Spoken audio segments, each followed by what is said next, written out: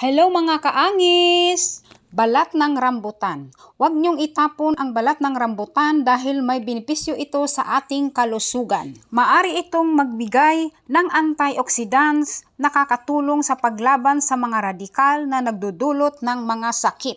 Magpababa ng kolesterol at blood pressure. Makakaiwas sa mga sakit sa bato at puso. Magpapataas ng immune system na makakalaban sa mga infeksyon at virus. Nagbigay ng fiber na makakatulong sa pagdalisay ng bituka at pagpapabuti ng digestion. Gamot rin ito sa dysentery at lagnat dahil nagpapabuti ito ng immune system. Nagpapababa ng blood sugar at nakakatulong makaiwas sa oxidative stress at inflammation. Pakuluan ang balat sa 3 basong tubig sa loob ng 15 minutes. Maari mong pigaan ng 1 pirasong kalamansi at lagyan ng honey kung nais mo. Maari rin itong gawin mong tsaa.